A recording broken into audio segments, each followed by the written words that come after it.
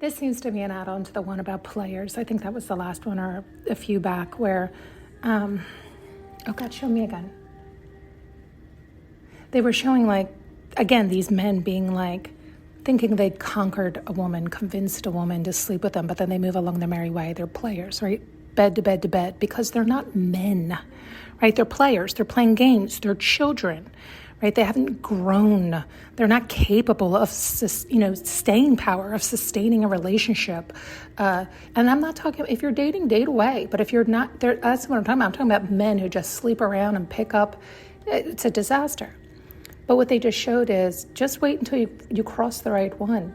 They'll see right through you. You think you're playing them. You think you've conquered them. You think you get to brag that you go slept with them. They knew all along you were a fool. They utilized you. You thought you were utilizing them. You thought you were conquered. No. They saw the little boy you were. There's plenty of women who are happy to be a proper reflection for you, to show you who you are.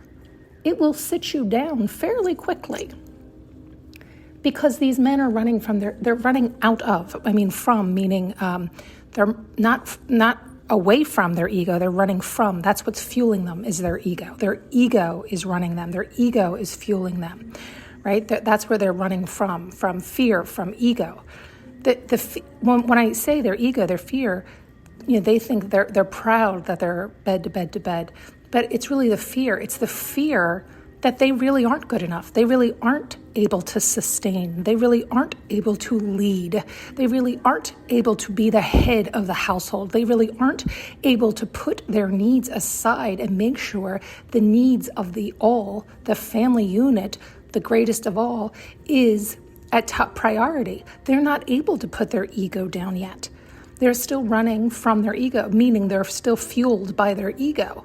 So they're selfish in the negative sense, right? They're not able to honoring themselves could be seen as selfish, but if they're honoring their heart, their truest heart's desire is to lead, to be the good example, to do what's best for the greatest of all, meaning their family unit, to lead them, even if it means they have to make sacrifices. Right? That's what a true leader is capable of doing.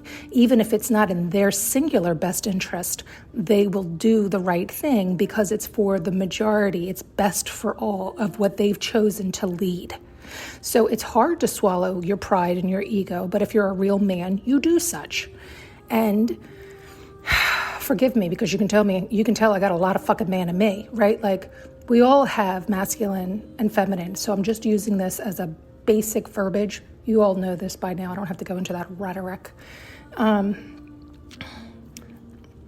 it's just traditionally what we see, right? Is that, please don't make me go into that rhetoric again. I just liked how they did it. They just showed me a few of these, let's call them boys, these kiddos, these 40, 50, 60, 70-year-old kiddos, these boys, these children, still nursing their wounds, operating from their egos, thinking they've won, they have conquered, they have triumphed due to this ego operation, due to this moving from their fears. They don't see it as moving from they don't see what we see. We see they're running around like little children, like scaredy cats. They're running around with arrogance and they're proud of their arrogance. They think they look cool. They don't see that they look like scared children. They don't see that they don't look like men. Do you understand? It's like we're saying it so flatly, like, what a fucking fool. They don't have any balls under there. They don't have any real manhood. They don't have any integrity. They don't have kahunas.